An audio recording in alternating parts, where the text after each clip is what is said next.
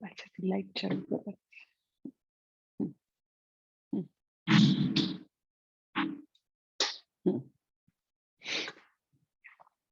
ઓમ સહના ભવતુ સહનૌ ભુનક્તુ સહ વીર્યં કરવાવહૈ તેજસ્વિનાવધીતમસ્તુ મા વિદ્વિષાવહૈ. ઓમ શાંતિ શાંતિ શાંતિ. શ્રુતિસ્મૃતિપુરાણાનામ આલયં કરુણાલયં નમામિ ભગવત્પાદં શંકરં લોકશંકરં. શંકરં શંકરાચાર્યં કેશવં બાદરાયણં સૂત્રભાષ્યકૃતૌ વંદે ભગવન્તો પુનઃ પુનઃ. ईश्वरो गुरुरात्मेति मूर्तिभेद विभागिने व्योमवद्व्याप्तदेहाय दक्षिणामूर्तये नमः. ओम सर्ववेदांत सिद्धांत गोचरं तमगोचरं गोविंदं परमानंदं प्रणतोस्म्यहम्. विवेक चुडामणि श्लोक नंबर 44.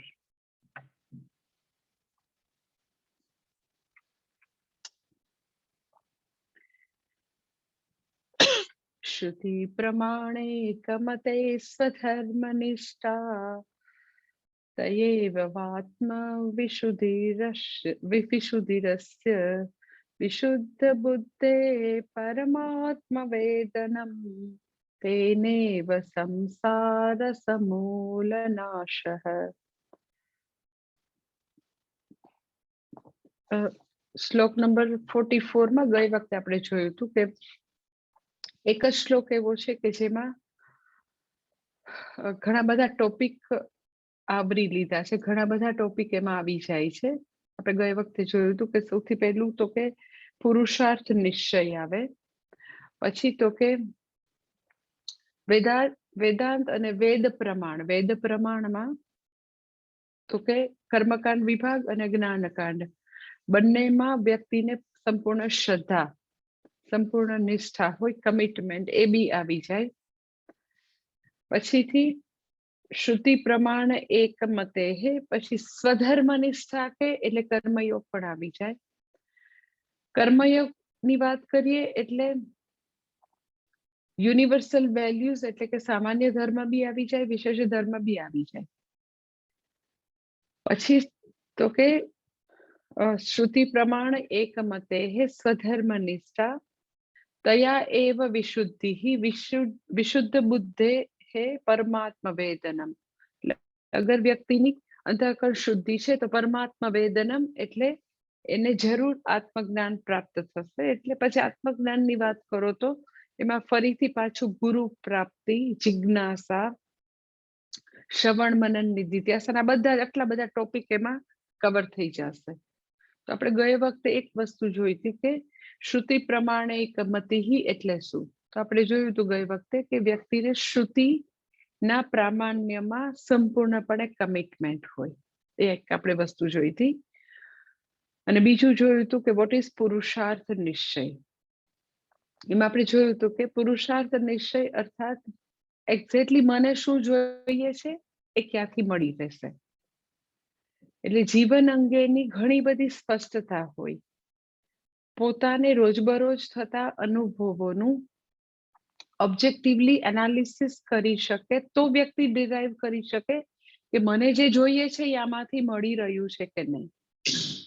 એટલે ગઈ વખતે આપણે એ વસ્તુ એકદમ ઇલાબરેટ જોઈ હતી કે માત્ર વ્યક્તિ અનુભવમાંથી પસાર થાય એટલે વિઝડમ આવે એવી કોઈ વસ્તુ છે જ નહીં. એટલે વ્યક્તિ 60 વર્ષની હોય તો બી ચાઇલ્ડિશ હોય, બિલકુલ એને વ્યક્તિ જે છે એને કોઈ પણ પ્રકારની જીવન અંગેની કોઈ મેચ્યોરિટી હોય જ નહીં. અને 8 વર્ષના નચિકેતા જેવા આવા ખૂબ જ બ્રિલિયન્ટ તેજસ્વી બાળકને તો કે બહુ બધી ખબર હોય. એટલે વ્યક્તિ જે છે એ અગર અનુભવોમાંથી શીખે નહીં અને શીખીને પોતાના રોજબરોજની લાઈફમાં ન લાવે તો અનુભવોથી કોઈ જ ફાયદો નહીં થાય. આપણે કમનસીબે હંમેશા સમાજમાં એવું છે કે વ્યક્તિની ઉંમર માત્ર છે, વડીલ છે એટલે રિસ્પેક્ટ આપવાનું. રિસ્પેક્ટ જે છે એનું જોડાણ શેની સાથે કર્યું તો કે ઉંમર સાથે. એટલે એ તો સમાજમાં તો બધું ચાલ્યું આવે, પણ અધ્યાત્મમાં તમે મને પૂછો તો પુરુષાર્થ નિશ્ચય ત્યાંથી શરૂ થાય કે વ્યક્તિ પોતાના અનુભવોનું યથાર્થ વિશ્લેષણ કરી શકે, એકદમ એઝ ઇટ ઇઝ એને ઓબ્જેક્ટિવલી જોઈ શકે, શીખી શકે અને શીખીને લાઈફમાં એ એસેમિનેટ કરી શકે, આત્મસાત કરી શકે.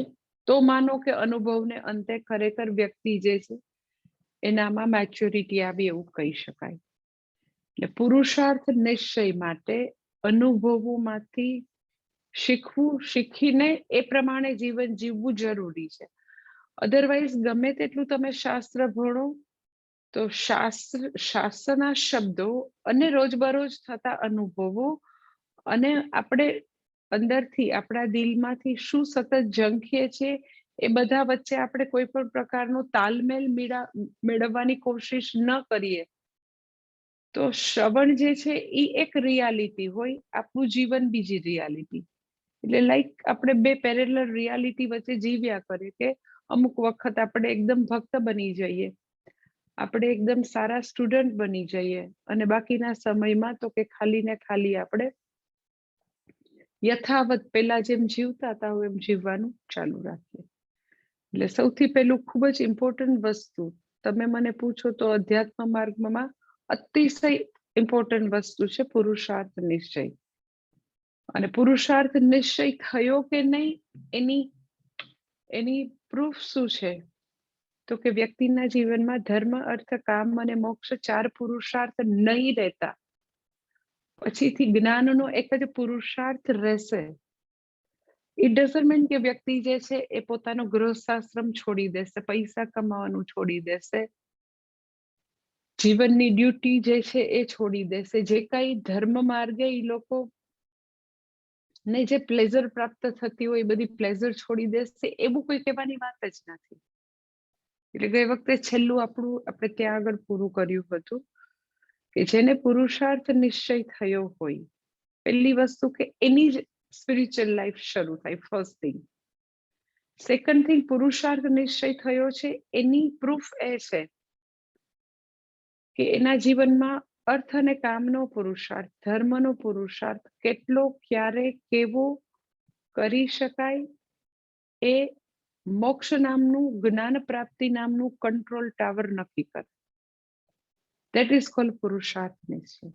એટલે ન્યુક્લિયસમાં એ કંટ્રોલ ટાવર છે અને બાકીના ભાગે જેવી રીતે એટમની અંદર કેમ વચ્ચે ન્યુક્લિયસ હોય, પછી એનો ઇલેક્ટ્રોન જે છે એ એની આસપાસ એની પેરીફરીમાં ફર્યા કરતા હોય, એમ અહીંયા આગળ ન્યુક્લિયસ શું છે તો કે આપણને આપણા લાઈફની ક્લેરિટી કે મને શું જોઈએ છે, એ પ્રાપ્ત કરવાનો પાથ શું છે, એના માટે મારે કેવો પ્રયત્ન કરવાનો છે, એ ક્લેરિટી જે છે એ પુરુષાર્થ નિશ્ચય છે એ ન્યુક્લિયસમાં છે, કંટ્રોલ ટાવર છે કે મને જ્ઞાન પ્રાપ્તિ એ મારો પરમ પુરુષાર્થ છે, મને પૂર્ણ આનંદની પ્રાપ્તિ થાય, જીવનમાં નિરાત પ્રાપ્તિ થાય, શાંતિની પ્રાપ્તિ થાય, આપણે હર હંમેશ રિલેક્સ રહી શકીએ, આનંદિત રહી શકીએ, એ મારું અલ્ટિમેટ ગોલ છે. એ અલ્ટિમેટ ગોલ પ્રાપ્ત કરવા માટે અર્થનો પુરુષાર્થમાં મારે ડિસઓનેસ્ટી કરું તો મને શાંતિ મળવાની છે. હું મારું કર્તવ્ય કર્મ એટલે કે વ્યક્તિ જે છે એ પોતાનો ધર્મનો પુરુષાર્થ, સામાન્ય ધર્મ, વિશેષ ધર્મ, એ બધી વસ્તુ એ બધી વસ્તુ નહીં કરું તો મારો જ્ઞાનનો પુરુષાર્થ ફલીભૂત થશે. એટલે જ્ઞાનનો પુરુષાર્થ છે એ સતત વ્યક્તિના ધર્માર્થ કામના પુરુષાર્થને દિશા આપ્યા કરશે, એને કંટ્રોલ કર્યા કરશે કે પૈસા કમાવાય પણ અનીતિના માર્ગે કમાઈએ તો જ્ઞાનના પુરુષાર્થમાં કઈ આગળ ન વધાય. પૈસા કમાવાય પણ ઇન્કમ ટેક્સ નો ભરીએ તો ન ચાલે, ખોટું કરીએ તો ન ચાલે. પૈસા કમાવાય પણ કેટલા કમાવાય?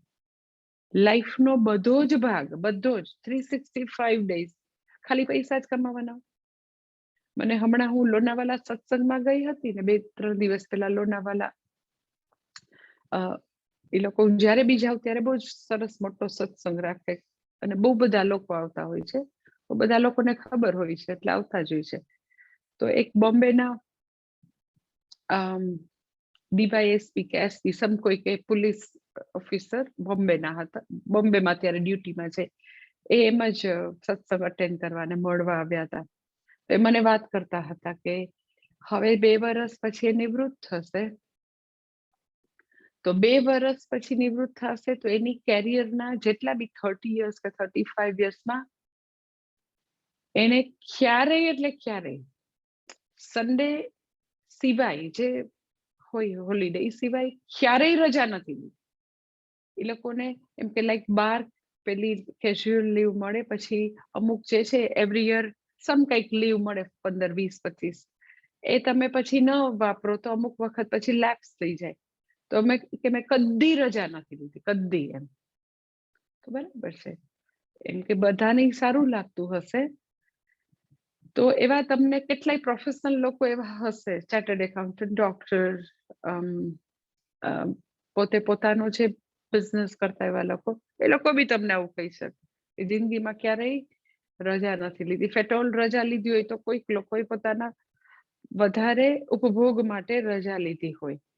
તો એનો અર્થ એમ કે જે વ્યક્તિ એના જીવનમાં આ 3 પુરુષાર્થનું પ્રપોઝન ભાન નથી, હોલિસ્ટિક લાઈફ જીવી નથી શકતા, ખાલી અર્થકામમાં ડૂબેલા છે, એનો અર્થ એમ કે એ લોકોને કોઈ પણ જાતના પુરુષાર્થ નિશ્ચય વિશે ખબર જ નથી. પૈસા કમાયા કરે તો ઊંધું ગાલીને પૈસા જ કમાયા કરે અને ભોગવ્યા કરે.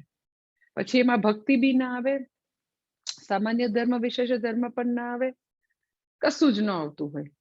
તો ખાલી અર્થકામની અંદર જીવન લગભગ પૂરું કરી નાખે. તો એ હું તમને વાત કરું છું કે પુરુષાર્થ નિશ્ચય નથી. અને ભગવદ્ ગીતા ભણે છે, તમે કોઈ પડી તો આવે સત્સંગમાં, તો એનો કઈ અર્થ જ નથી.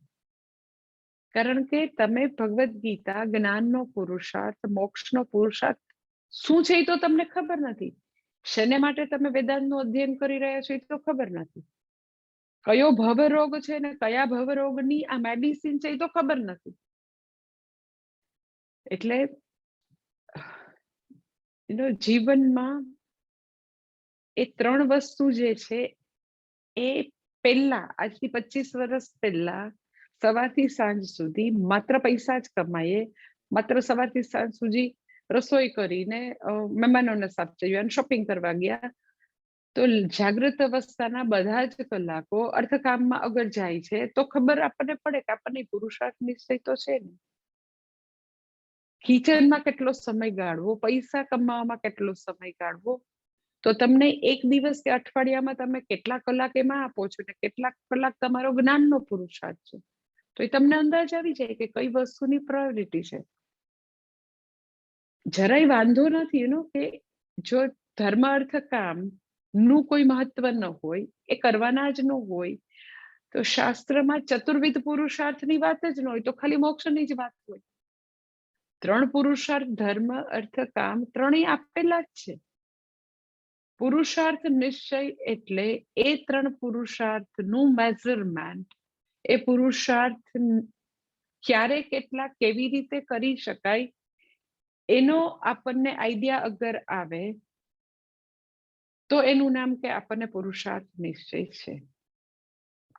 કે સપોઝ કે વ્યક્તિ માનો કે મંડે ટુ ફ્રાઈડે ખૂબ જ કામ કરે છે, કારણ કે અર્થના પુરુષાર્થ વિના તો એ બધી જે રેસ છે એમાં વ્યક્તિ નથી ઊભી રહી શકતી. તો કે હવે શનિ રવિ જે છે, દર વખતે શનિ રવિની લાઈફ મળી. શું કામ? તો કે વ્યક્તિ અમેરિકા રહે છે, 5 ડેઝ વીક ખાલી. તો હવે શનિ રવિમાં કઈ છે ખરું ધર્મનો પુરુષાર્થ? બિલોરી કાચ લઈને નીકળો તો એ ધર્મ કે મોક્ષ છે? તો કે ના. શનિ રવિ શું કરવાનું? તો કે વધારે પાછા ભોગ ભોગવવાના. પછી આવતા વીકમાં જે કઈ કરવાનું છે એની તૈયારી કરવાની. એનો અર્થ શું છે? તો કે તમે ખાલી અર્થકામમાં તમારી લાઈફના ક્વોલિટી ટાઈમ, ક્વોલિટી યર્સ એમાં જ જાય છે. પુરુષાર્થ નિશ્ચય એટલે વ્યક્તિ ખરેખર હોલિસ્ટિક લાઈફ જીવે છે. પુરુષાર્થ નિશ્ચયને તમે બીજો શબ્દ આપવો હોય તો એવું કહી શકાય, holistic life with total awareness. કેવી રીતે? તો કે વ્યક્તિને ખબર છે કે સોમથી શુક્રવાર મારે આટલા બધા કલાક કામ કરવાનું છે, તો એમાં મને ચોઈસ નથી. પણ હા, સવારે ઉઠીને મને અડધી કલાક તો ચોક્કસ મળે છે. હમણાં જ somebody was, મને કોઈક વ્યક્તિ ડિસ્કસ કરી રહી હતી કે માતાજી હોસ્પિટલમાં જાઉં ને તો પહેલી 1 કલાક તો મારે એવું હોય કે પેશન્ટ ના આવ્યા હોય, તો ભાઈ તું શું કર? તો કે મને અંદાજ નથી આવતો કે એ વેઇટિંગ પીરિયડમાં મારે પેશન્ટની જેમ પેશન્ટની વેઇટ કરવી પેશન્ટલી કે મારે કંઈક કરવું. એટલે મેં કીધું મારી પાસે છે આઈડિયા. મેં કીધું ઈ તો ડોક્ટરની ચેરમાં બેઠા બેઠા મેં કીધું નાનકડી ગીતાજી લઈ જવાય, ગીતાજીના પાઠ કરાય, વિષ્ણુ સહસ્ત્રનામ કરાય, પછી શાંતિથી કંઈક પેશન્ટ ના આવ્યા હોય તો થોડું બેઠા બેઠા એકાદ સીડી બી સાંભળી લેવાય. તો વ્યક્તિ જે છે એ પોતાનું જ્ઞાન પ્રાપ્તિ માટે, પૂર્ણતા પ્રાપ્તિ માટે, સ્વયંની ખોજ માટે ખૂબ જ એટલે ખૂબ જ એને તાલાવેલી હોય કે યસ, મને મારી લાઈફમાં એ પૂર્ણતા, એ સંપૂર્ણ આનંદ ની દિશામાં મારે રોજ એક ડગલું આગળ વધવું છે. કારણ કે જીવન જે છે એ રોજ સૂરજ ઉગીને એક દિવસ રૂપે આવે છે. એ એક દિવસમાં અગર ક્યાંય ખાલી ધર્માર્થ કામ છે, ક્યાંય જ્ઞાન છે જ નહીં, તો જેવો એક દિવસ એવી આખી લાઈફ. કોઈ દિવસ કાલ તો આવતી નથી, જે છે એ આજે જ છે, અત્યારે કરો તો જ છે. એટલે જે લોકોને ધર્માર્થ કામના પુરુષાર્થ માટે એટલો બેલેન્સ એપ્રોચ હોય કે એ જરૂર હું કરીશ, પરંતુ મારી લાઈફનો ધર્માર્થ કામનો પુરુષાર્થ એ જ્ઞાન પ્રાપ્તિ નામનો કંટ્રોલ ટાવર નક્કી કરે એટલો જ કરીશ. આટલા જ પૈસા કમાવા, 50 યર્સે 52 યર્સે એટલા પૈસા કમાઈ લઈશું 50 વર્ષે કે બાકીની જીવનમાં મારું નિર્વાહ થાય. પૈસા કમાતા કમાતા પણ તો કે મારા રજાના દિવસોમાં પ્લેઝરનો ટાઈમ હોય તો એની સાથે ભક્તિનો પણ ટાઈમ હોય, જ્ઞાન પ્રાપ્તિનો પણ ટાઈમ હોય, મારું રોજનું જે ચિંતન મનન હોય એનો રોજ પણ ટાઈમ હોય. એટલે લોકોને ખાલી જનરલ આઈ મે બી રોંગ કે જ્યારે પ્રવચન હોય તો એમ કે ત્યારે 1 કલાક સિન્સિયરલી બેસી જાય, એ બી સારું જ છે, પણ બાકીના સમયમાં તો કે જે બી સાંસારિક હોય એમાં જ ડૂબેલા હોય. તો એ જે છે એ હજી એવું કહી શકાય કે પુરુષાર્થ નિશ્ચયમાં એટલી બધી દ્રઢતા નથી. એટલે પુરુષાર્થ નિશ્ચય બરાબર મારો પાકી ગયો છે, પ્રજ્વલિત પુરુષાર્થ નિશ્ચય છે. એ ખરેખર એવું છે કે બાવાજીની જટામાં આગ લાગી હોય તો એને પાણી સિવાય કઈ દેખાય જ નહીં.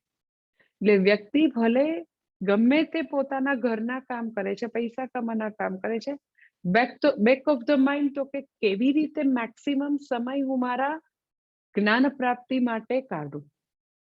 એટલે ઉપનિષદમાં એટલા માટે એવું એક્ઝામ્પલ આપે કે જે પ્રેગ્નન્ટ વુમન હોય ને એ પોતાના ગર્ભની કેવી રક્ષા કરે. એ જે સ્ત્રી છે એનું ફર્સ્ટ બેબી આવવાનું છે, એને પ્રેગ્નન્ટ છે, તો એને કોણે શીખવ્યું છે? એને એવી ક્યાંથી એવી બધી ટ્રેનિંગ મળી? પણ તમે જો એનું ફર્સ્ટ બેબી આવવાનું છે, પહેલી જ ડિલિવરી છે, તો એ પહેલા મહિનાથી પહેલા એને ખબર પડશે ત્યારથી તમે જો એક્ઝેક્ટ શાસ્ત્ર પ્રેગ્નન્ટ વુમનનું એક્ઝામ્પલ આપે પુરુષાર્થ નિશ્ચય માટે કે જેવું એને ખબર પડે કે મારે બેબી આવવાનું છે, તો એની સમગ્ર લાઈફ બેબી કેવી રીતે હેલ્ધી થાય ફિઝિકલી, ઇમોશનલી, મેન્ટલી, એની આસપાસ એનું જીવન હવે ગોઠવાશે.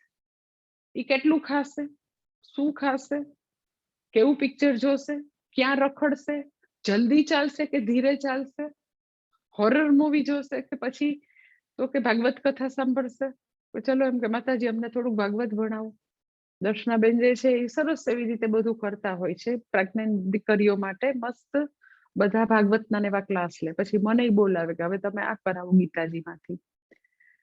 તો કેટલું મને છે, એટલું બધું શાસ્ત્રનું એકદમ સચોટ એક્ઝામ્પલ છે પુરુષાર્થ નિશ્ચય માટે, કે જે એક દિવસની એવી અલ્લડ છોકરી હોય કે કૂદતા કૂદતા જ હાલતી હોય, એકદમ જ પેલા મિરરની સામે જોઈને ડાન્સ જ કર્યા કરતી હોય બોલિવૂડના હોલિવૂડના, અને જેવી એને ખબર પડે કે હવે તો મને બેબી આવવાનું છે, તો તમે જો કે એની લાઈફમાં તો કે આમ ખરેખર 180 ડિગ્રીનો ટર્ન આવી જાય, કે એની ચાલ ફરી જાય, એનું ખાવાનું ફરી જાય, એનું તો કે બધું છે, બધું પ્રેયર કરવા માંડે કે ના હોય એમ કે કેવી કેવી પ્રેયર કરીએ, કેટલી એટલે કેટલી બહેનો ખરેખર બોલો આમ એટલા બધા સરસ શુભ સંકલ્પ સાથે મારી પાસે આવે તો મને મસ્ત આવીને માતાજી એમ, મને રાજકોટમાં જ 2 થી 3 છોકરીઓ મારી પાસે આવી હતી, માતાજી એમ કે મારું બાળક જે છે ધર્મ રક્ષક થાય, દેશનું કામ કરે એવું થાય, એવું કરવું હોય તો મારે અત્યારે કેવા મંત્ર બોલવાના, કેવી મારે પ્રેયર કરવાની. હવે મેં કીધું આને તો કઈ દેશ રક્ષા અને ધર્મ રક્ષા માટે ક્યાંય દૂર દૂરનો આને તો સંબંધ નથી, આને વળી એના બચ્ચા માટે એવા વિચારો આવે છે કે તમે મને એવી પ્રેયર આપો કે મારું બચ્ચું જે છે એ દેશના કામ કરનારું થાય. એટલે વિચાર કરો કે એ માતૃત્વ છે એ કેટલી મહાન વસ્તુ છે, કે પહેલા એને ગમે ત્યારે બહાર જઈને જંક ફૂડ ખાય તો કે હવે બધી વસ્તુ ટોટલી બદલાઈ જશે.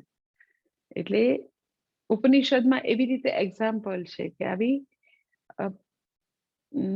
ગર્ભવતી સ્ત્રી, પ્રેગ્નન્ટ વુમન જેમ પોતાના ગર્ભની સતત રક્ષા કરે એ પ્રકારે એની જીવનચર્યા ગોઠવી દે.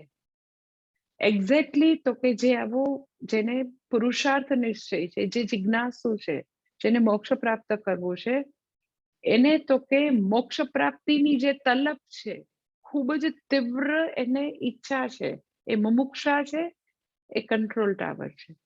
એ મુમુક્ષા નક્કી કરશે કે આપણે કેટલું શોપિંગ કરાય, કેટલા ગપ્પા મરાય, કેટલું સોશિયલ મીડિયા ઉપર એક્ટિવ થવાય, કેટલું સોશિયલાઇઝિંગ કરાય, પછી દૂર દૂરના લગ્નમાં જવાય, પાર્ટીમાં જવાય, પિક્ચરમાં જવાય, બધું જ કરાય, પણ કેટલું કરાય એ નક્કી કોણ કરે, તો કે એ જેમ બચ્ચાની હેલ્થ માટે સારું હોય એમ કરવાનું, એમ જ્ઞાન પ્રાપ્તિ માટે કન્ડ્યુસિવ હોય બધું કરાય.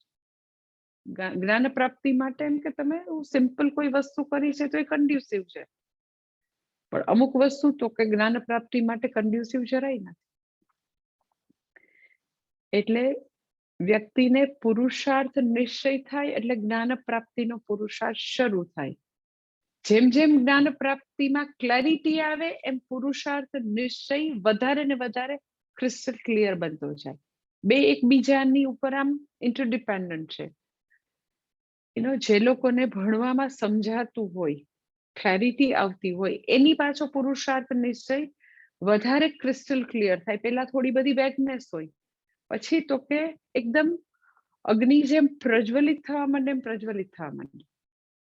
એટલે મેં એવા ઘણા સ્ટુડન્ટ્સ સ્વામીજીના જોયા છે, પૂજ્ય સ્વામીજીના જોયા હોય કે સ્વામી દયાનંદજી અમેરિકા આવે, આપણા સ્વામીજી આવે, એવી રીતે ટ્રાવેલ કરતા હોય તો એ બધી પોતાની પ્રાયોરિટીને એવી રીતે ગોઠવી દે કે ના, સત્સંગ તો છોડવો જ નથી. તો એના માટે ઘણું બધું લોકો ટ્રાવેલ કરતા હોય, અને તો કે ગમે એમ કરીને પૂજામાં પહોંચી જશું, સત્સંગમાં પહોંચી જશું. દેટ ઇઝ કોલ્ડ કે એને પુરુષાર્થ નિશ્ચય છે, કે ગમે તેમ કરીને લાઈફમાં ધર્માર્થ કામ નીચે આવશે, હંમેશા ટોપ પ્રાયોરિટી શેની હશે, તો કે જ્ઞાન પ્રાપ્તિની. એ કંટ્રોલ ટાવર કહેશે કે હવે અત્યારે આ કરાય, અત્યારે આ કરાય, આ આટલું કરાય. એટલે that is very very big thing કે વ્યક્તિને પુરુષાર્થ નિશ્ચય છે. પુરુષાર્થ નિશ્ચય પછી અહીંયા આગળ કહે છે શ્રુતિ પ્રમાણ એક મતે, પછી બીજું કહે છે સ્વધર્મ નિષ્ઠા તયા એવ અસ્ય વિશુદ્ધિ, કે છે જેની સ્વધર્મ નિષ્ઠા છે, તયા એવ અસ્ય વિશુદ્ધિ. અગર સ્વધર્મ નિષ્ઠા છે તો જરૂર વિશુદ્ધિ પ્રાપ્ત થશે. વોટ ઇઝ સ્વધર્મ નિષ્ઠા એ આપણે જોઈએ હવે. તો કે આપણે આખું જે જગત છે એની ઉપર નજર કરીએ તો આખા જગતને તમે એક ભગવાનના ઓર્ડર રૂપે જોઈ શકો. આખી નિયતિ છે. જગત જે છે એ એમ જ હેફેઝાડ નથી, અસ્તવ્યસ્ત નથી, ઓર્ડર છે. એટલે ભગવાન, આપણો ભગવાન જે છે એ મૂર્તિમાં કેદ થયેલો નથી. જગતના આ બધા ઓર્ડર રૂપે, જગતમાં જે નિયતિ છે એ રૂપે ભગવાન વિલસી રહ્યો છે. એમાં બધું જ છે. આખું જગત, આખા બ્રહ્માંડમાં મનુષ્ય પણ છે, બીજા બધા જીવજંતુ પણ છે, જડ વસ્તુ છે, ચેતન વસ્તુ છે, વનસ્પતિ છે, પક્ષીઓ છે, પ્રાણીઓ છે. આખું જગત એવું આખું બનેલું છે. અને એમાં તો કે ઈશ્વર એ નિયતિ રૂપે છે. એટલે નિયતિ એટલે શું? તો કે જલચક્રની નિયતિ છે, એ એક ઓર્ડર છે. બધા વાયુ ચક્રનું એક ઓર્ડર છે. બધા જ હ્યુમન બોડી જે છે દેટ ઇઝ ફિઝિયોલોજીકલ ઓર્ડર છે કે જેટલા બી શરીર હોય તો શરીર ઈ એક નિયમ પ્રમાણે કામ કરે. કે જેટલા હ્યુમન બોડી હશે તો બધી આંખનો નિયમ એક જ હોય કે આંખની રચના આમ જ હોય, આંખ આવી જ રીતે કામ કરે. તો એ ભગવાનનો ફિઝિયોલોજીકલ બાયોલોજીકલ ઓર્ડર છે. બધા મન, હ્યુમન માઇન્ડ, તો હ્યુમન માઇન્ડ એક જ રીતે ચાલે. હ્યુમન માઇન્ડને અમુક પ્રકારના એગનીમાંથી પસાર થાય એઝ અ ચાઇલ્ડ, તો એ આવા જ પ્રકારે ડિસઓર્ડર એનીમાંથી બહાર આવે મોટા થાય ત્યારે. ક્રિમિનલ થાય, એ લોકોને બિચારાને ઘણી બધી સમસ્યાઓ હોય, કારણ કે એને આવી રીતે સાયકોલોજીકલ ટ્રોમામાંથી પસાર થયા છે. તો એ કોઈ પણ માઇન્ડ છે એને આવું ટ્રોમા આવે તો આવું થાય. એટલે એ સાયકોલોજીકલ ઓર્ડર છે. એટલે આ રીતે નિયતિ છે, એક પ્રકારનો ઓર્ડર છે, એક પ્રકારની વ્યવસ્થાથી આખું જગત ચાલે છે. તો વ્યવસ્થા ચલાવનારો કોઈ એક જગ્યાએ બેઠો નથી, કોઈ હેવનમાં કે એટર્નલ હેવન કે પેરેડાઇઝ કે સ્વર્ગમાં બેઠો નથી. એ ઓર્ડર રૂપે ભગવાન છે. સાયકોલોજીકલ ઓર્ડર રૂપે ભગવાન, ફિઝિયોલોજીકલ ઓર્ડર રૂપે ભગવાન, ફિઝિકલ ઓર્ડર રૂપે ભગવાન, ઓર્ડર રૂપે ભગવાન છે. ભગવાન કોઈ વિષ્ણુ લોકમાં કે ગોલોકમાં બેઠો બેઠો શય્યા ઉપર લહેર કરે છે એવું નથી. ભગવાન તો કે સમગ્ર જગતના કણ કણમાં આ રીતે ઓર્ડર રૂપે વ્યાપ્ત છે. એટલે નરસિંહ મહેતા એમ કે અખિલ બ્રહ્માંડમાં એક હતું શ્રી હરિ, તો એ આખા કણ કણમાં વ્યાપ્ત નિયતિ રૂપે છે, ઓર્ડર રૂપે ભગવાન વ્યાપ્ત છે. એટલે આપણને જે એવો ખ્યાલ છે કે ભગવાન તો વિષ્ણુ લોકમાં છે, તો ભગવાનને જ્યારે તમે કોઈ સ્થાન આપો તો ભગવાન તો સર્વવ્યાપી ઓલ પરવેસિવ રહે જ નહીં. ભગવાનને કોઈ દિવસ કોઈ સ્થાન વિશેષ છે જ નહીં. એ તો બધી ઉપાસના મૂર્તિ તરીકે એવું કહેવામાં આવે કે ત્યાં તો કૈલાસમાં તો શિવજી રહે છે, પછી ભગવાન વિષ્ણુ ઉપાસ્ય મૂર્તિ તરીકે છે. પણ તમે એમ કહો કે એ પોઈન્ટ P1 માં વિષ્ણુ લોકમાં ભગવાન છે તો પોઈન્ટ P2 માં નથી, તો એ પણ એક સામાન્ય વ્યક્તિ જેવા ભગવાન થઈ ગયા, કારણ કે ઓલ પરવેસિવ નથી. એટલે પહેલી વસ્તુ તો આપણને ખબર હોય કે આપણો ભગવાન વેદમાં જે વર્ણન કરેલું છે આવી રીતે ઓર્ડર રૂપે સમગ્ર બ્રહ્માંડના કણકણમાં વ્યાપ્ત છે, જગત રૂપે. અને એમાં બધું જ છે. જળ વસ્તુ છે, ચેતન, જેને તમે જળ કહીએ, ચેતન કહીએ, પશુ, પંખી, મનુષ્ય, બધું જ છે. તો મનુષ્ય તરીકે આપણે આપણી જાતને હવે એ આખું જે ઓર્ડર છે, આખી ભગવાનની જે સૃષ્ટિની સ્કીમ જે છે, એમાં આપણે આપણી જાતને જરાક જોઈએ તો આપણને ખ્યાલ આવે કે આપણે ખાલી કન્ઝ્યુમર નથી, એમાંથી બધું લેનારા નથી. આપણે એક એક્ટિવ મેમ્બર છીએ. આખી જે ટોટલ જે નિયતિ, ટોટલ જે એક સિમ્ફની ભગવાનની ચાલી રહી છે, એક એવો મ્યુઝિકનો જલસો ચાલી રહ્યો છે, એમાં માત્ર આપણે કન્ઝ્યુમર નથી, એક્ટિવ કોન્ટ્રીબ્યુટર પણ છીએ. અગર મનુષ્ય તરીકે આપણે આપણી જાતને જોઈએ, બીજા બધા પશુ પંખીની બધી પછી આપણે વાત કરશું ફ્યુચરમાં ક્યારેક, પણ અત્યારે આપણને આપણી સૃષ્ટિની સ્કીમમાં આપણી પ્લેસ જોઈએ તો આપણને ખબર પડે ખાલી કન્ઝ્યુમર નથી, કોન્ટ્રીબ્યુટર પણ છીએ, એક્ટિવ છીએ આપણે આખા ચક્રમાં. અને એક્ટિવ એટલે શું? તો કે બધા સાથે આપણે રિલેટ કરવું પડે છે. એમ કે કે કોઈ વ્યક્તિ રેડ મીટ ખાય છે તો ઘણો બધો મિથેન ગેસ ઉત્પન્ન કરી અને એ ઓઝોન લેયરને તોડે છે. એટલે એ રેડ મીટ ખાનારી જે છે એ ટોટલ એન્વાયરમેન્ટ સાથે કન્ફ્રન્ટ કરે છે, એને નુકસાન કરે છે. એટલે એક એક વ્યક્તિના કર્મો જે છે એ એટલું સિમ્બોસિસ જીવન છે, બધાને અસર થવાની. એટલે એક્ટિવ છીએ એમ નથી, આપણે કન્ઝ્યુમર છીએ, એટ ધ સેમ ટાઈમ ક્યાંક ક્યાંક કોન્ટ્રીબ્યુટર છે, ક્યાંક ક્યાંક ખૂબ જ આવી ખરાબ અસરો પહોંચાડનારા પણ મનુષ્ય રૂપે છીએ આપણે બધા. તો હવે મનુષ્ય તરીકે જ્યારે સમગ્ર સૃષ્ટિની ઈશ્વર આવું સૃષ્ટિ રૂપે કણકણમાં વ્યાપ્ત છે, સમગ્ર જુદા જુદા ઓર્ડર રૂપે ભગવાન વિલસી રહ્યો છે, ત્યારે મારે શું કરવાનું છે? મારે બીજા બધા મનુષ્યથી સિવાયના જેટલા બી જીવો છે, વનસ્પતિ છે, એ બધા તો ટોટલ પ્રોગ્રામ છે. એને તો જે રીતે કોન્ટ્રીબ્યુટ કરવાનું ભગવાને સોફ્ટવેર ફિટ કર્યું છે, એમ તો એ બિચારા કરી જ રહ્યા છે. એટલે મનુષ્યએ હવે સમજવાનું છે. શું સમજવાનું છે? તો કે મનુષ્યને, દરેકે દરેક મનુષ્યને પોતાની સામે જે જે સિચ્યુએશન આવે એમાં એનું શું કર્તવ્ય કર્મ છે, what is to be done, એ બધાને ખબર છે. આ પરિસ્થિતિમાં મારી પાસેથી શું અપેક્ષા છે એ બધાને ખબર છે. લગભગ એ પોતાની કોમન સેન્સથી બધાને ખબર પડે કે આ સિચ્યુએશનમાં મારે શું કરવું છે.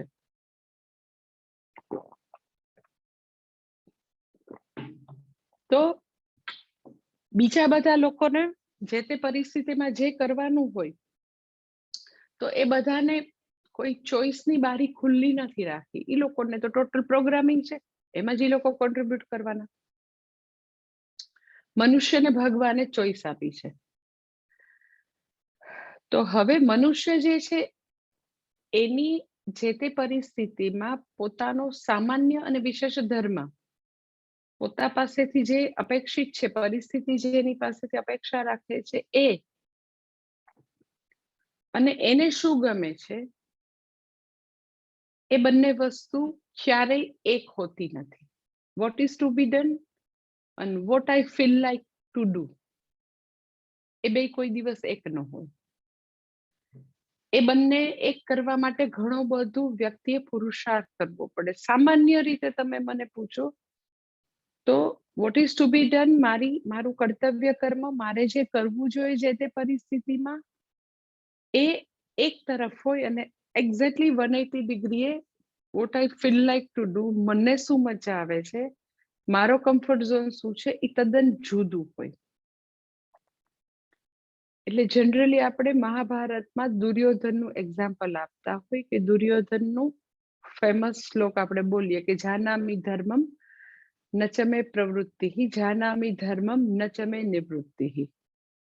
અને આપણને એવું થાય કે દુર્યોધન એવો હતો, તો એવું નથી. બધાની અંદર દુર્યોધન બેઠો છે. ઓનેસ્ટલી, જ્યાં સુધી આપણે આપણા ઉપર કામ શરૂ ન કર્યું હોય ત્યાં સુધી દુર્યોધન એક્ટિવ છે. આપણે આપણા ઉપર કામ બરાબર કરી અને કોન્શિયસ એવી લાઈફ જીવીએ.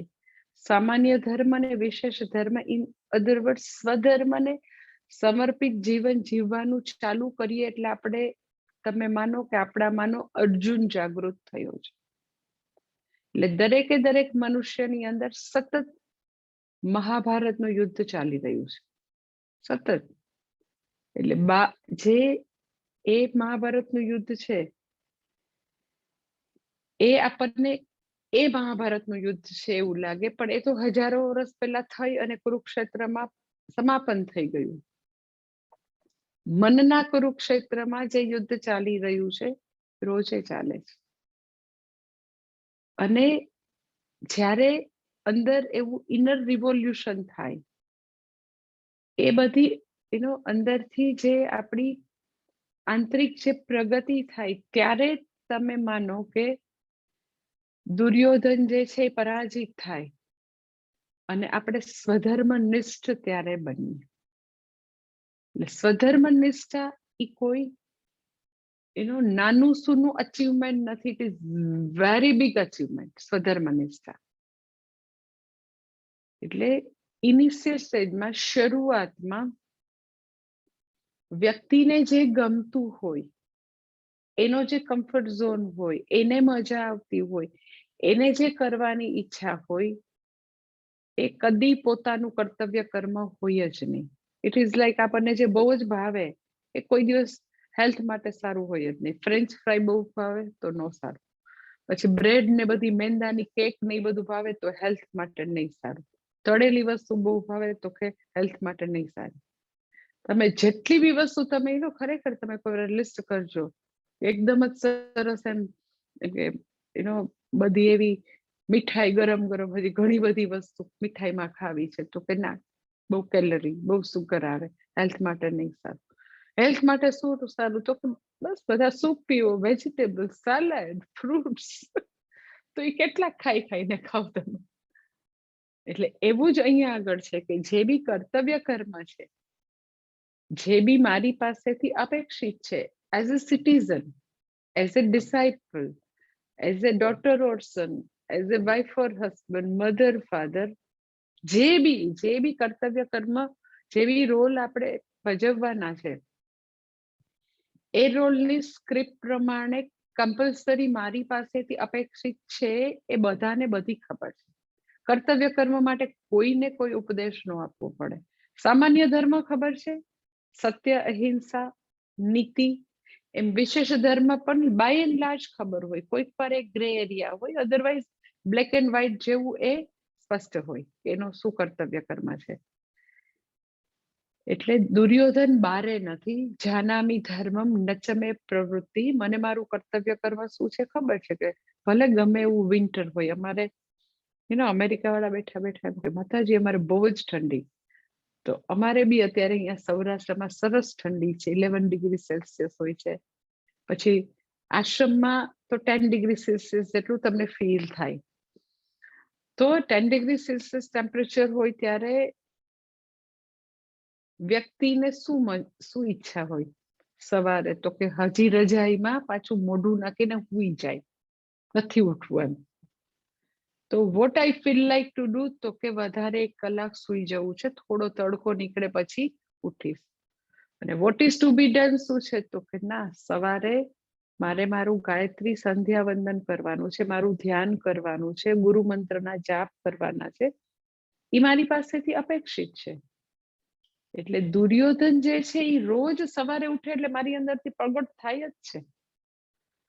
ખરેખર જાનામી ધર્મ, મને મારો કર્તવ્ય કર્મ ખબર છે કે મારા ગુરુની સેવા કરવી મારું કર્તવ્ય કર્મ છે, પણ છતાં બી પ્રવૃત્તિ કેટલી થાય. મારા હિન્દુ ધર્મની રક્ષા માટે મારે કર્મ કરવું જોઈએ, જાનામી ધર્મ, પરંતુ કેટલી પ્રવૃત્તિ થાય. Every time I tell you કે જે રોલ ભગવાને ભજવવાનો આપ્યું હોય, તો એમાં જે કઈ કર્તવ્ય કર્મ સ્ક્રિપ્ટમાં આવે ખબર છે, પરંતુ તો કે મને એ કરવાની એવી બધી તમન્ના ન થાય. ઇફ એટ ઓલ કરવું છે તો બહુ મારે મારી જાત સાથે ફાઇટિંગ કરવી પડે. ઇફ એટ ઓલ કરું તો સેન્સ ઓફ લોસ મને લાગે, અરે રે પણ માતાજી બરોડાથી 300 કિલોમીટર એક મહામૃત્યુંજય હોમ માટે 300 કિલોમીટર કાપવાના. Sense of loss. જ્યારે બી સ્વધર્મ જે છે પૂરેપૂરો એસ્ટેબ્લિશ નથી થયો અંદર, જે બી લોકોને અંદર બરાબર આત્મસાત સ્વધર્મ નથી કરેલો, તો એને સેન્સ ઓફ લોસ બહુ જ લાગે. નાનકડું બી દાન કરે તો એને 5 જણને કેવું પડે, પછી તો મેં ત્યાં એટલું બધું કર્યું, એ ત્યાં ગણપતિનું મંદિર છે ને ત્યાં 5000 મેં આપ્યા અમારી સોસાયટીના. તો બરાબર છે, બીજા ઘણા બધા લોકોએ મંદિર બાંધેલા છે, હજારો વર્ષથી લોકોએ મંદિર બાંધ્યા છે, ત્યાં તો મેં 1 રૂપિયો ફાળો નથી આપ્યો, તોય હું 25 વર્ષથી ત્યાં દર્શન કરવા જાઉં છું. તો અત્યારે સોસાયટીમાં 5000 આપીને મારે 25 જણને કેમ કેવું પડે? સમજાય છે? બધી જગ્યાએ સ્વધર્મ આપણને ખબર નથી કે હિન્દુ ધર્મ માટે, રાષ્ટ્ર માટે મારું કેટલું બધું કર્તવ્ય કર્મ થાય, શિષ્ય તરીકે કેટલું બધું થાય, કેટલા બધા રોલમાં કેટલું બધું કર્તવ્ય કર્મ. દરેક વખતે જાનામી ધર્મમ નચમે પ્રવૃત્તિ. શા માટે પ્રવૃત્તિ નથી?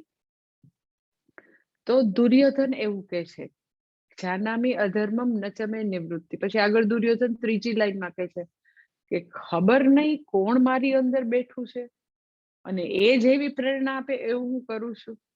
કોણ અંદર બેઠું છે? તો કે અહંકાર. એટલે કર્મયોગ થી વિશુદ્ધિ જે છે ને અહીંયા એની માસ્ટર કી અહીંયા આગળ છે. શું છે માસ્ટર કી નું? એટલું બધું બ્યુટીફુલ છે કે દુર્યોધન જ્યારે એવું કે અરે મારી અંદર કોણ બેઠું છે, એનાથી પ્રયુક્ત થઈને હું આવું કરું છું. જે દિવસે આપણને ખબર પડે ને કે એ મને કોણ પ્રયુક્ત કરે છે, એક્ઝેક્ટલી મને ખબર છે કે મારે ધર્મનિષ્ઠ બનવાનું છે, હિન્દુ ધર્મની સેવા કરવાની છે, મારે મારા મોક્ષના પુરુષાર્થને સામે રાખીને જીવન જીવવાનું છે, છતાં તમસમાં સરી પડાય, આવું લેઝીનેસ થાય છે, કરીએ છીએ પછી કરીશું, એમાં સરી પડાય છે. એટલે વ્યક્તિ પોતાના કમ્ફર્ટ ઝોન, પોતાને ગમે એ બધામાં સરી પડે છે. બંને જ્યારે સામસામે આવે, કર્તવ્ય કર્મ અને મને પસંદ છે, બંને વસ્તુ સામસામે આવે તો આપણે આપણા strong prejudice, likes and dislike, comfort zone ને શરણે જઈએ છીએ. ઇન અધર વર્ડ, બીજા શબ્દોમાં તો કે અહંકારને શરણે જઈએ, ઈગો. ઈ કોણ મને પ્રેરિત કરે છે કે હુઈ જાવ ને કાંઈ નથી ઉઠવું? કોણ પ્રેરિત કરે છે? અહંકાર છે. એટલે જે દિવસે એ સમજાય ને, આ બહુ જ એટલો બધો ઇમ્પોર્ટન્ટ પોઈન્ટ છે કે આપણી અંદરથી કોણ આ કરે છે આવું. એક તો તમને ખબર પડે કે બે વસ્તુ છે અંદર. એકને ઈ ખબર પડે છે કે what is proper and improper in this situation, અને બીજો મને તો કે એનાથી ઊંધું જ કરાવે. એટલે અંદર દુર્યોધન અર્જુનની હાજરી તો તમને ખબર પડે છે. આ જાણવું બહુ જરૂરી છે. અંદર એવી બે વસ્તુ સતત એની વચ્ચેની વોર શાયલા કરે છે. મહાભારતનું યુદ્ધ ચાલ્યા કરે છે અંદર. તો જે દુર્યોધન જે છે ધેટ ઇઝ ઈગો. એ આપણને ખબર હોય, આટલું આપણે આપણું એ અવેરનેસ આવવી જોઈએ કે આ મારો અહંકાર છે. એટલે મારું જે અંદરથી જે આવે છે રિસ્પોન્સ, એ અહંકારથી આવે છે કે પછી અંદર ભગવાન બેઠો છે? બસ આ એક કરવાનું છે, પ્રેક્ટિસ આ કરવાનું છે. ખરેખર તમે એમ કે અંદર ભગવાન બેઠો એટલે શું? તો કે જેટલી વાર ધર્મ સંમત જીવન જીવીએ, ધર્મ સાથે કન્ફર્મિટી થાય, એ જ ઈશ્વર છે. ઈશ્વર બીજો કોઈ છે જ નહીં, કોઈ મૂર્તિમાં કેદ થયેલો નથી. એ બધાના હૃદયમાં ધર્મ રૂપે છે. કર્તવ્ય કર્મ સામાન્ય ધર્મ રૂપે ઈશ્વર બેઠો છે. એટલે હવે મારા હૃદય ઉપર શાસન મારા રાગદ્વેષનું છે કે ભગવાનનું છે? ધર્મનું શાસન છે, સ્વધર્મનું શાસન છે. તો ધર્મ રૂપે જ ભગવાન છે, કર્તવ્ય કર્મ રૂપે જ ભગવાન છે. એનાથી બીજો કોઈ ભગવાન આ આખા બ્રહ્માંડમાં છે જ નહીં, એ જ ભગવાન છે. એટલે હવે મારું જીવન ઈશ્વર સમર્પિત છે કે મારા અહંકારને સમર્પિત? એ જો એટલી મહાન સાધના છે. આઈ ટેલ યુ, અલ્ટિમેટ સાધના છે. અગર આ સાધના તમે કરી શકો તો જ્ઞાન તો તમે આંખ ખોલો અને વસ્તુનું દર્શન થાય એટલું સહજ જ્ઞાન છે. બસ આ એક કરી શકાય. જાગ્રત અવસ્થાના બધા કલાકો આ પ્રેક્ટિસ થઈ શકે કે જે અંદરથી રિસ્પોન્સ આવે છે એ દુર્યોધનનો, મારા ઈગોનો રિસ્પોન્સ છે કે પછી ઈશ્વર બોલી રહ્યો છે ઓલ ધ ટાઈમ. અને આઈ ટેલ યુ, એટલી બધી લાઈફમાં રિલેક્સેશન આવી જશે, એટલી નિરાત આવશે એ બરાબર છે. કારણ કે દરેક વખતે જે પ્રોપર છે, what is to be done છે, એની સાથે જ કન્ફર્મિટી છે. સ્વધર્મ સાથે જ આપણે આપણી જાતને 100% અલાઈન કરી છે.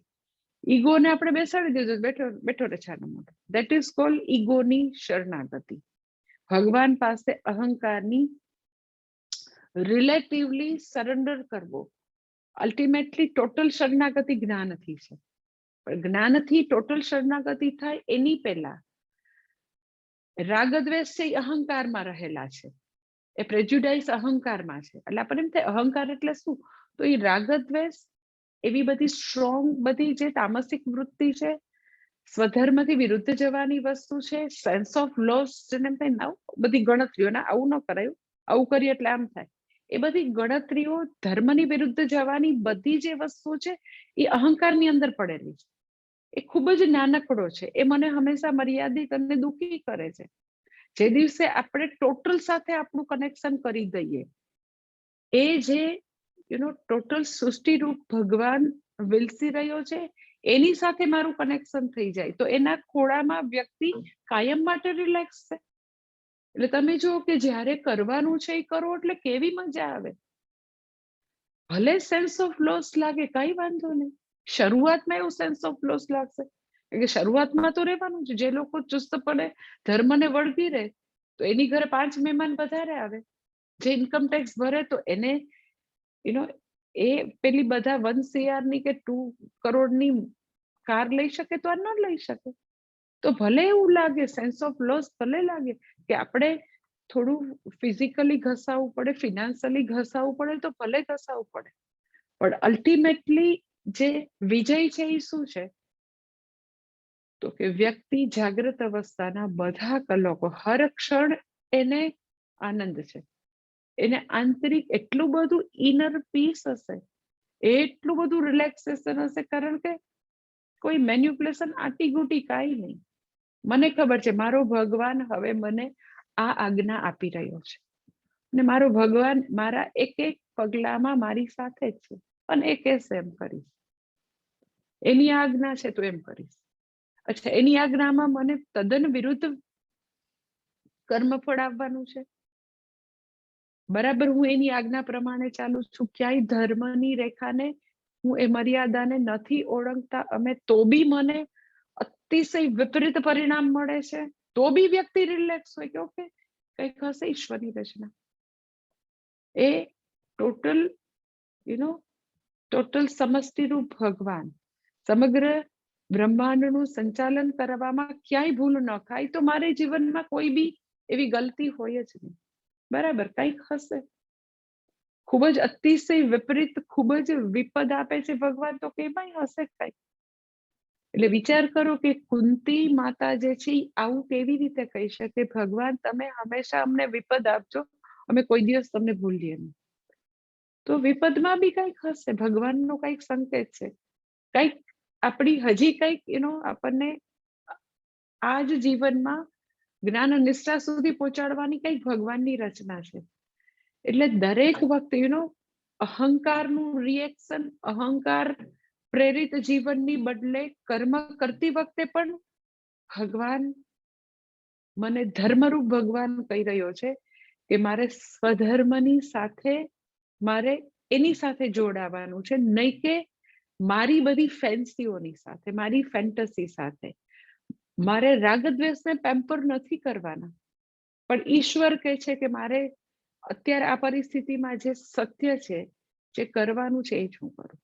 ઓકે, તો પછી બહુ જ અતિશય વિરુદ્ધ કર્મફળ આવ્યું, ધાર્યું તું એના કરતા, તો કે મારી પ્રિય વ્યક્તિએ ટોટલી મારી ઉપર વિશ્વાસઘાત કરીને પ્રહાર કર્યો, અતિશય મને એગની જેવી પીડા આપી. ઓકે, એ બી બરાબર હશે, કારણ કે ગયા જન્મમાં એવા કંઈક ખૂબ જ કઠણ કર્મો મારાથી થયા હશે, તો ભગવાન કરી રહ્યો છે. તો એ બધું જ એની જે ટોટલ સૃષ્ટિની સ્કીમમાં જે યથાયોગ્ય છે એ જ કરી રહ્યો છે. એટલે હું તમને 100% ખાતરી આપું, આમ કે ને કે ભગવદ્ ગીતા ઉપર હાથ રાખીને કહું કે તમે કર્મ કરતી વખતે, કર્મફળ વખતે ખાલી ભગવાનને જોયા કરો, જિંદગીમાં કદી સ્ટ્રેસ નહીં આવે. અને એ સાચું છે કે કર્મ પણ વ્યક્તિ એની આજ્ઞાથી, એની મંજૂરીથી, એને સામે રાખીને કર્મ કરે છે કે હા આ સિચ્યુએશનમાં એક્ઝેક્ટલી આ મારે કરવાનું છે, તો હું એ મારું કર્મરૂપી પુષ્પ ભગવાનને રોજે રોજ અર્ચના રૂપે અર્પણ કરું. પછીથી તો કે તદ્દન મેં ધાર્યું હતું, મને એમ હતું કે આવા કર્મથી આવું ફળ આવવું જોઈએ. સો ઇક્વલ કે મોર કર્મફળ ભગવાન નથી આપતો, ઓલ ધ ટાઈમ મને લેસ અને અપોઝિટ કર્મફળ આપે છે, તો બી મને વાંધો નથી. ઓકે, એની ઈચ્છા એવી હશે અને એ તો બી બરાબર છે. તમે એમ કે પણ આનું ડેથ થઈ ગયું તો બી બરાબર છે, પણ એ લોકોની હાલત ખરાબ થઈ ગઈ તો બી બરાબર છે. શા માટે? તો કે એક્ઝેક્ટલી જે વાવ્યું છે, જે કર્મોની આખું કાર્મિક નેટવર્ક છે, એ પ્રમાણે ભગવાન આપી રહ્યું છે. એટલે વ્યક્તિને સ્ટ્રેસ થવાનો કોઈ સવાલ જ નથી, કારણ કે બધી જ વસ્તુ એક્ઝેક્ટલી તો કે એની અંદર ભગવાન વિરાજમાન છે, ત્યાંથી બધું આવી રહ્યું છે. અહંકારથી નથી. કોઈ અહંકાર પ્રેરિત કોઈ રિએક્શન જ નથી. અહંકારને તો ટોટલી ભગવાનના ચરણોમાં એને મૂકી દીધો છે.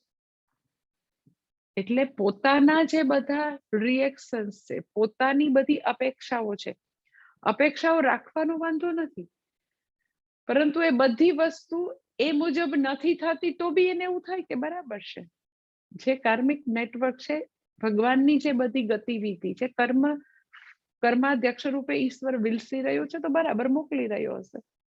મને મારા જીવનનો બહુ જ નાનકડો ટૂંકો સ્પેન દેખાય છે, ભગવાનની સામે તો કે આખો મારા જીવનનો પાથ છે, તો બરાબર છે, એ કંઈક મારી પાસે હજી બીજું કંઈક કરાવી રહ્યો છે.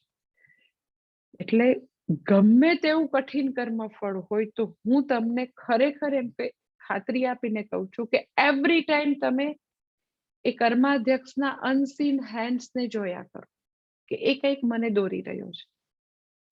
અહંકારથી કર્મફળ પણ નથી સ્વીકારવાના, અહંકારથી કર્મોય નથી કરવાના. એટલે કોઈ વસ્તુ મારા ઈગોથી નથી બહાર આવી, કોઈ દુર્યોધનથી બહાર નથી આવ્યું. જે આવ્યું છે અંદર તો કે કૃષ્ણ ભગવાન અંદર વિરાજમાન છે, એ જ બધું કરાવી રહ્યા છે. એટલે દુર્યોધનની જેમ અંદર કોઈ પ્રયુક્ત થઈને ન કરવાના કરાવે છે એવું નહીં, એક્ઝેક્ટલી કરવાનું હું કરું. એટલે એ કર્મયોગનું જીવન જે છે, આવું કર્મયોગનું જીવન, એ નો ડાઉટ એમ શરૂઆતમાં કઠિન ઘણું લાગે, કારણ કે પોતાના રાગદ્વેષને પોષણ નથી મળતું, એને પેમ્પર નથી કરવાના, પોતાના કમ્ફર્ટ ઝોનમાં નથી જીવવાનું. 100% સ્વધર્મ નિષ્ઠાનું જીવન છે. અને એવું જીવન ત્યારે જ જીવી શકાય જ્યારે વ્યક્તિને ભગવાનના કાયદાઓ ઉપર સંપૂર્ણ શ્રદ્ધા હોય કે ના બરાબર છે, એના જે કઈ એ નિયતિરૂપ ઈશ્વર વિલસી રહ્યો છે, એ કદી ક્યાંય કોઈ પણ પ્રકારનું કોઈ સાથે એ અનફેર નથી. અને મારું જે કઈ છે એ નૈયા એ જ ચલાવે છે, અને મારે મારી લાઈફની પૂરી સુકાન એને સોંપવું છે. અને એને જ્યારે સોંપી અને માત્ર આપણે આપણા કર્મો ઉપર ફોકસ કરીએ, પછી તમે જુઓ કે રોજ તમે 20 કલાક કામ કરો તો બી તમને થાક ના લાગે, ગમે તેવી વિપદ આવે તો બી તમે સ્વસ્થ રહી શકો કે બરાબર છે. એવા કંઈક કર્મો જન્મો જન્માંતરમાં થયા હશે, તો આવું કંઈક અનફોલ્ડ ભગવાન કરે છે. એટલે એઝ સચ તમે મને પૂછો તો કર્મયોગનું જીવન રોજે બધા જ જાગ્રત અવસ્થાના કલાકો હંમેશા દરેક કર્મમાં કર્મ કરતી વખતે ઈશ્વરની આજ્ઞા, ફળ આવે ત્યારે તો કે કર્માધ્યક્ષ છે ભગવાન, એને ફળ મોકલ્યું છે. વિપરીત આવે તો આપણી અપેક્ષાથી ટોટલી અપોઝિટ આવે તો બી જોવું ઘણું ડિફિકલ્ટ છે. ઘણી ઈશ્વર વિશેની અવેરનેસ, ઈશ્વર બધે કયા સ્વરૂપે વિલસી રહ્યો છે એ બધું જ્ઞાન હંમેશા આપણા મગજમાં રહે, એ બધું બહુ જ માંગી લે. એટલે ઈશ્વર ઉપરની સંપૂર્ણ શ્રદ્ધા, કર્માધ્યક્ષ તરીકેની શ્રદ્ધા, એ નિયતિરૂપ છે એની શ્રદ્ધા, એ જેટલી શ્રદ્ધા ભગવાન ઉપરની શ્રદ્ધા બળવત્તર થાય, એ જેટલી પાકી થાય એટલા આપણા રિએક્શન્સ ઘટે. અધરવાઇઝ શું થશે કે વ્યક્તિ જગત સાથે ઝઘડો જ કર્યા કરશે, બાખડિયા જ કરશે જગત સાથે. જગત મીન્સ જુદા જુદા લોકો, પરિસ્થિતિઓ, એકદમ એનું હંમેશા રિએક્ટિવ વસ્તુ હશે. તો જગતના લોકો તો ટપાલીનું કામ કરે છે, પોસ્ટમેન છે, કર્માધ્યક્ષ તો ભગવાન છે. એટલે જે દિવસે ભગવાન સાથેના અકાઉન્ટ સેટલ થશે આ રીતે, તો જગત સાથેના સંઘર્ષ જે છે એ ઓછા થઈ જશે. દેટ ઇઝ કોલ્ડ અંતઃકરણ વિશુદ્ધિ. અગર એ છે તો વ્યક્તિ જ્ઞાનની પાત્રતા ધરાવે છે. પણ જ્યાં સુધી જગત સાથે ફાઇટિંગ છે, ઈશ્વરને બરાબર રીતે વ્યક્તિ ઓળખતી નથી, તો વિશુદ્ધિ જે છે એ ડિફિકલ્ટ છે, અને વિશુદ્ધિ છે તો જ્ઞાનનો પ્રવેશ તો સાવ ઈઝી છે. એ હવે પછી કહે છે કાલે જોઈ લેશું. ઓમ પૂર્ણમદ પૂર્ણમિદમ પૂર્ણાત પૂર્ણમુદચ્યતે પૂર્ણસ્ય પૂર્ણમાદાય પૂર્ણમેવાવશિષ્યતે. ઓમ શાંતિ શાંતિ શાંતિ. હરિ ઓમ. શ્રી ગુરુભ્યો. હરિ ઓમ.